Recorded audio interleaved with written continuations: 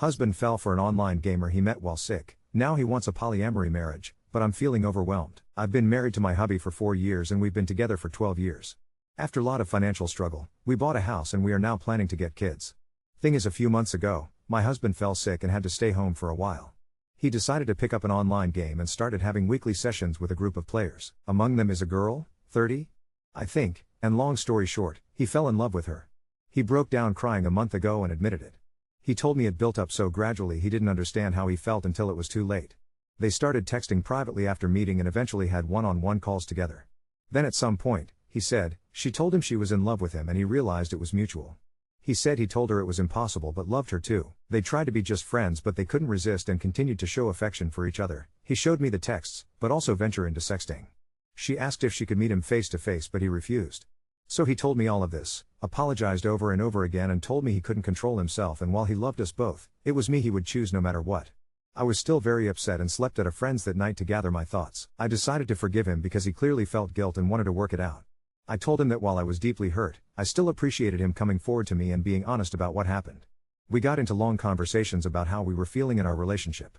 I accepted he could love someone else but said I didn't like how he handled it. He agreed.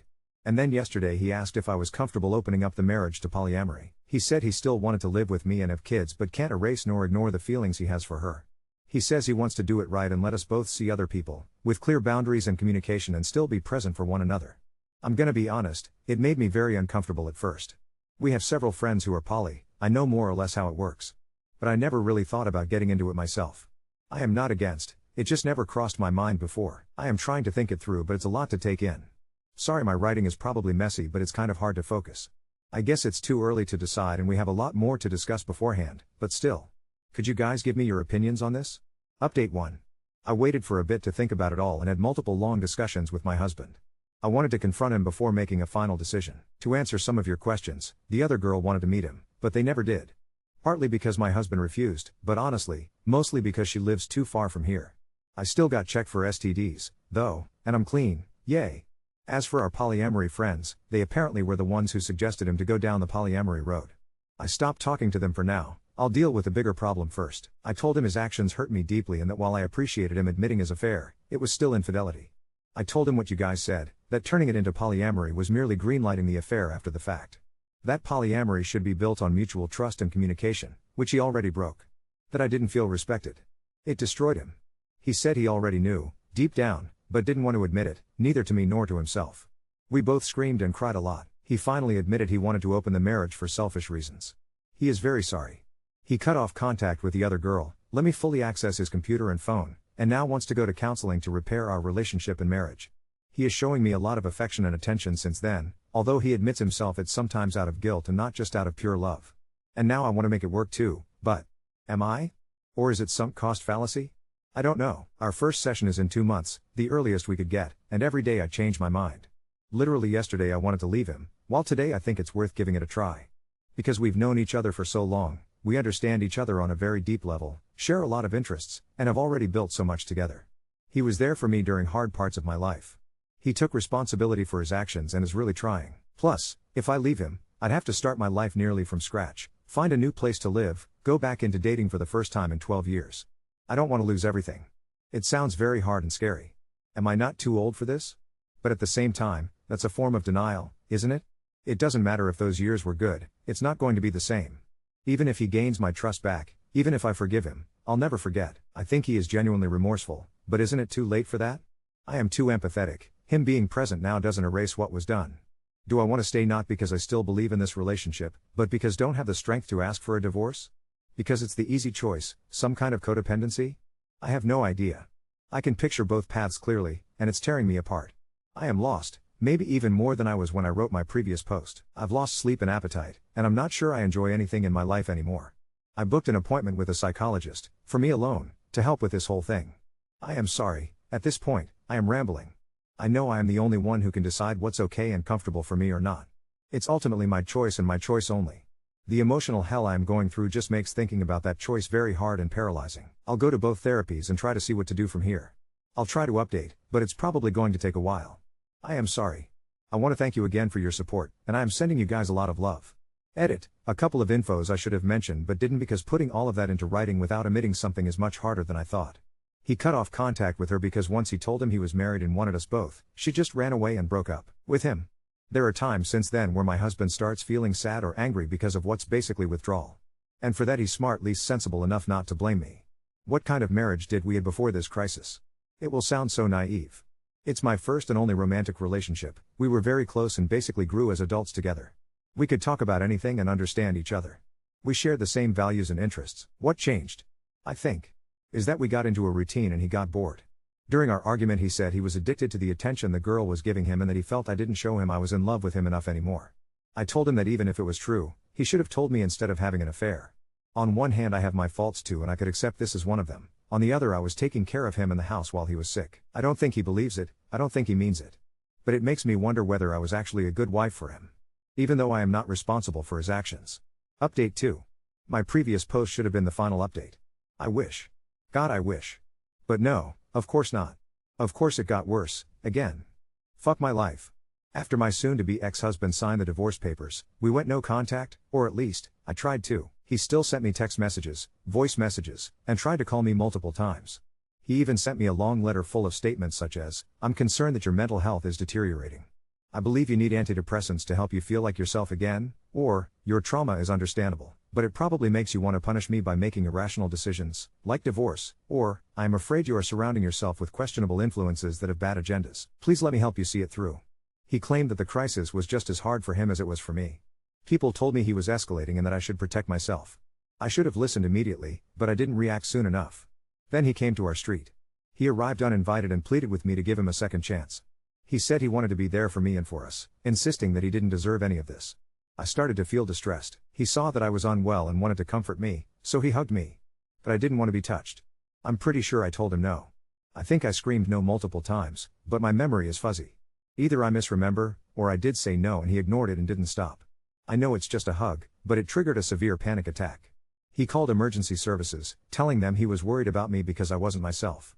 I had to ask the paramedics to make him leave. After that, he told me he was there for me if I needed him, but he thought we needed space. He contacted half our social circle to inform them that I was unwell and needed support, our mutual friends, my colleagues, our neighbors, my physician. People reached out of the blue to ask if I was okay. I became paranoid, unsure of who to trust anymore. Close friends, my therapist, and people here helped me see things more clearly. My lawyer filed a restraining order against him, but unfortunately, it was refused. Not enough concrete evidence of a threat. Apparently, I want to scream. We submitted a second request, which is currently being reviewed. In the meantime, I've moved into an apartment of my own.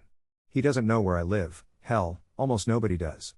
I constantly wonder how he reacted when he found out. I'm still paying my half of the mortgage because nothing has been decided regarding our house yet. It's financially very hard for me, but I do feel safer. I am feeling much better, although I remain haunted by constant stress, sleep disorders, nightmares, nervous tics, random bursts of tears, and rushes of anxiety. My physician prescribed me sedatives. They do make it easier. I realize I'm isolating myself more and more. I try to fight it, but I'm really afraid that sensitive information could leak, even accidentally. I've started reaching out to my closest friends again, as much as I can. I am trying to come back here on Reddit. I keep going to therapy, it's necessary.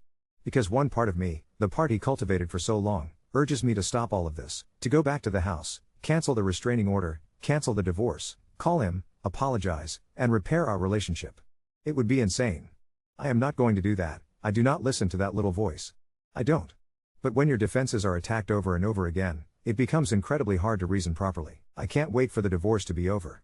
Update 3. I am okay. I was waiting for the storm to pass but also wanted to take some time to gather my thoughts and reflect on everything before posting again. First off, I'm relieved to say that a restraining order was finally granted. Shortly after, my ex-husband sent me a long apology/love letter text asking me to take care of myself. I haven't heard from him since then. The divorce was recently finalized, and the house has been sold. It was draining. Saying it was a roller coaster of emotions would be an understatement. I have to thank my lawyer for carrying it till the end. Starting over is overwhelming. I often find myself asking a lot of questions. What if I had spoken up sooner? What if I had recognized the signs earlier? What if I had been more assertive and expressed my boundaries better? What if I had communicated more effectively? What if I let myself get caught in the pain and overreacted? I think I failed miserably and made many mistakes over the past year. I'm still working on forgiving myself for those what-ifs. I feel bad for the pain I caused my ex-husband and others. There is shame, guilt, and self-hatred for sure. I know I can't change the past. I can only learn from it. Therapy still helps, even more now that the situation is stable. I don't need sedatives and sleeping pills anymore, most of the time. I still have plenty of bad days where memories, flashbacks, dissociative episodes, and nightmares paralyze me, but I'm learning to cope with them and identify their triggers better. My new apartment has become a safe haven for me. It's comforting to wake up in a space that truly feels like mine, not a house filled with reminders of the past or a mere survival space. I've finally found the energy to decorate it with little touches that reflect who I am, and it feels so good to embrace that, too, have a place I can call home. I recently turned 34. It could have been a miserable birthday, but it was not. It felt more like the mark of a new beginning. I am proud to say I'm taking evening classes, slowly making some new friends, and reconnecting with old ones. The laughter and joy they bring into my life is something I didn't think was possible anymore. I still struggle with trust in relationships though. I am very careful around people. I'm still haunted by the traumas, and I never, ever want to go through something like this again. I fear being manipulated and worry that people might realize I'm broken, damaged goods. I have moments of doubt, anxiety, and sadness, but I'm learning to accept those feelings instead of pushing them away. I understand it's okay to feel lost sometimes, it's part of the healing process. I carry my scars with me, and I know that while they will never disappear, they will still fade with time. I'm excited for what's to come as I slowly build a new life, one filled with hope and possibilities. I am not there yet, but I know I deserve happiness. We all do. For now, I think it's best for me to do what I was already doing, step back from posting. This will be my last update. It has been 1 year since I joined Reddit, and I am now ready to move forward and focus on my journey, without constantly revisiting the pain. I have plans to travel, explore new hobbies, and meet new people. I want to rediscover who I am outside of my marriage. Update 4. Hey Reddit family, I want to thank everyone for the overwhelming support I've received over the past year. You've been a lifeline during the darkest moments, and I truly appreciate every message and word of encouragement. When I reflected on my entire journey for this final update, I felt like I needed to share with you some incredible, unexpected turns my life has taken since my last post. Once the divorce was finalized and the house sold, it felt like the universe was giving me a clean slate. I decided to embark on an adventure. I'd always wanted to see the world but never really had the opportunity or courage when I was tied to my prior life. So, I packed my bags and set off on a solo trip to South America. Let me tell you, stepping out into the unknown was both terrifying and exhilarating. In Brazil, I found a new love for samba. It swept me off my feet. Joining a local dance group ignited a passion that I didn't even know existed within me. I feel alive when I dance. It's like unlocking a part of myself that had been hidden away for so long. The rhythm, the energy, and the people have been incredibly healing. I then moved on to Argentina, where I took immersive Spanish classes. I met some phenomenal people who have become like family. Mateo, my Spanish teacher, turned out to be an old soul and a traveling spirit, an instant connection, feeling as if I'd known him forever. While there's no romance there, the friendship is deep and rewarding, and our long conversations under the Argentine stars have brought me clarity and inner peace. Peru was next, and it's where I had a life-changing experience hiking the Inca Trail. The trek didn't just challenge me physically but also mentally and emotionally. Reaching Machu Picchu felt symbolic, as if I was literally and figuratively at the top of the world, leaving my past struggles in the valley below.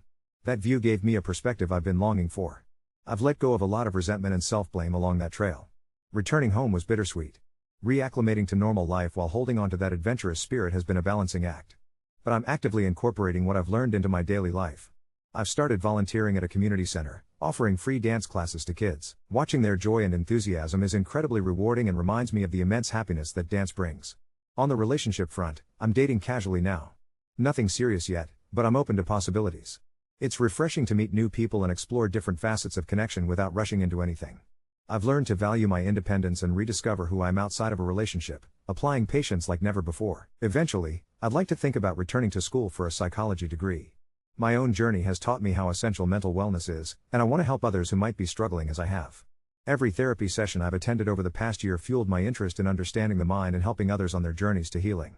Dear readers, remember that even in the aftermath of chaos, the potential for a new and fulfilling path always exists. I'm now at a point where I look forward to tomorrow's adventures with hope and an open heart, optimistic about creating the life I've always deserved.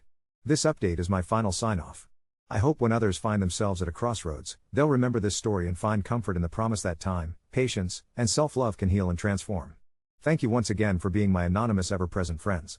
You've been more than a lifeline, you've been a beacon in my storm. With heartfelt gratitude and newfound hope, I'm off to continue my journey and embrace this new chapter. As the dust settled from my adventurous South American escapade, I found myself back in my cozy apartment, reflecting on the whirlwind year that had passed. With every step I've taken towards healing and self-discovery, I've unearthed layers of strength I didn't know existed. But life, as it often does, had more surprises in store for me. One evening, as I was scrolling through my messages, I stumbled upon a conversation with someone named Alex, a name unfamiliar but intriguing. We had crossed paths through a mutual friend's virtual book club, a group I joined during those lonely nights when I craved intellectual stimulation and a sense of community. His message was simple, inquiring about a book recommendation, but there was something enigmatic about his words that drew me in. We started exchanging messages more frequently, our conversations effortlessly flowing from literature to life philosophies, and soon moved from text to phone calls. Alex was a professor of philosophy at a nearby university, and his perspectives on life were both challenging and enlightening. He was witty, adventurous, and a kindred spirit in so many ways. Our discussions often trailed into the late hours of the night, weaving a tapestry of laughter, debates, and occasional heated disagreements, each one leaving me more enriched than the last. Curiously, though we lived relatively close, we hadn't met in person yet. There was a mutual understanding that there was no rush, a shared value I respected immensely. But when the time felt right, we decided to ditch the screens for a real-world encounter. His suggestion caught me by surprise, a guided poetry walk through the botanical gardens, an event he organized for his students but thought I might enjoy. The day of the walk was serene, with the crisp air of early autumn brushing against my cheeks as I arrived. There he was, standing amidst a group of eager students, his passion for the subject matter radiating effortlessly. His presence was even more captivating in person, a perfect blend of warmth and intellectual curiosity. As we strolled through the vibrant foliage, we shared stories behind our favorite poets and found resonance in verses about love and loss, growth and resilience. The connection was undeniable, yet comfortingly different from anything I had experienced before. There was a mutual respect for each other's space and healing journeys, neither of us seeking completion from the other, but rather celebrating our individual selves as we explored what us might mean. As the weeks turned into months, we began exploring the world together. We took weekend road trips to nearby towns, attended local live music events, and even attempted a couples yoga class, which ended in hilarious disaster but was worth every laugh. During a quaint pottery class, amid the clay and laughter, Alex surprised me with a question I never saw coming. Out of nowhere, he remarked how the moving sculptures of Machu Picchu, samba rhythms, and even those intense hiking trails seemed to share one common thread, a journey built on resilience and a thirst for adventure. Would you ever consider sharing that with someone like me? He asked, his eyes earnest and full of hope. It wasn't a marriage proposal, but rather an invitation to consider intertwining our paths more permanently, an acknowledgement of a new chapter, no promises, just possibilities. It was a proposal for shared experiences, the simplest gesture holding profound meaning, especially for someone newly embracing independence. After everything I'd been through, this leap wasn't one into the arms of dependency but rather a joyful exploration side by side. I didn't answer right away. Instead, I took a moment to breathe, to reflect on how far I'd come. I realized my past didn't define me but shaped me into who I am, and every beautiful moment since was a testament to my resilience. My response to Alex echoed the continuity of my journey, acknowledging that while past wounds don't vanish, they illuminate the path to where I'm destined to go next. Now, as I sit here jotting down these thoughts, it feels right to start anew, letting the whispers of a once bleeding heart now sing in harmony with joyous silence. Life inevitably carries its uncertainties, but today, I welcome them. Whether it's through friendships or burgeoning connections like with Alex, I know I am paving a life marked not by its scars but by the beauty in every step forward. Update 5. Life has a funny way of throwing unexpected joy and surprising challenges simultaneously. After that contemplative walk with Alex in the botanical gardens, my life entered into what I can only describe as a beautiful chaos, a whirlwind filled not only with tender emotions but also unexpected responsibilities that tested my newfound sense of self and resilience. Shortly after that life-altering evening, I received a call from my younger sister, Emily, who lived several states away. She sounded anxious, her voice trembling as she relayed the somber news that our mother had taken ill. It wasn't severe, but it required long-term care and assistance that Emily couldn't manage alone due to her work, commitments and young children. Suddenly, a realm of familial duty opened up, a responsibility I had not anticipated and yet felt powerfully compelled to take on. The decision wasn't simple. My life was blossoming, filled with promising adventures with Alex and exciting new prospects I couldn't deny. However, the call of family was undeniable. I knew that supporting my mother was something I needed to do, not as a sacrifice, but as a part of the journey I was on, one that embraced not just personal healing but the bonds of family and love. So, with a hopeful heart, I discussed it with Alex. His response was nothing short of touching, reinforcing once again why I had grown so fond of him. He didn't skip a beat, offering his full support and expressing his willingness to visit often and help in whichever ways he could. He said, "Adventure resides in the unexpected, and this, too, is part of our journey if you want it to be." With newfound determination, I made arrangements to divide my time between my mother's home and my life here. My work as a remote freelance writer allowed such flexibility, and remarkably, I discovered ways to blend this responsibility with newfound joys, uncovering even more about who I am in the process. Domestic life with my mother has been a revelation. Amidst the routine of medical appointments and grocery runs, we rediscover the connective power of shared stories and laughter. Despite the demanding regimen, there were unexpected gifts, a deepening bond with Mom, and precious memories I know will last a lifetime. We started a small home garden, planting seeds neither of us thought possible, metaphors for growth and resilience flourishing right outside our front door. As I toggled life back and forth between two states, I also uncovered a fresh professional ambition. I began to create a book, a collection of essays blending my personal journey with philosophical musings, inspired by my discussions with Alex and the vitality of life that I've come to know. It's a work in progress, yet I'm not rushing it. The joy lies in the creation rather than the completion. Meanwhile, Alex visits often. We share parts of this new phase with warmth and laughter, truly discovering what it means to support each other through life's unpredictable twists. He and my mother hit it off charmingly well, exchanging book suggestions and wit-filled banter. It's a sight to behold, and it all feels so unbelievably wonderful. However, every beautiful chaos has its challenges. Juggling responsibilities, I sometimes find myself stretched thin, both physically and emotionally. My therapist has been instrumental here, reminding me of the importance of self-care amid caring for others, a lesson I continually strive to uphold. What keeps me centered is the resonant echo of my journey thus far, reminding me that despite daunting trials, resilience resides in me stronger than ever. Reflecting on these past months, I see a patchwork of life's unpredictable yet magnificent moments adorning my present reality. It's not always easy, but I've come to cherish each intricate thread as it presents itself, shaping an ever-evolving tapestry that is my life. Now, when a new day greets me, I'm equipped with gratitude and faith in the adventure's inherent beauty, aware that each turn, each challenge, is an opportunity for growth. Dear reader, if this is your first time encountering my story or if you've been with me through each step of the way, let this narrative affirm life's astonishing capacity for renewal and the empowerment that comes with embracing every facet, expected or not.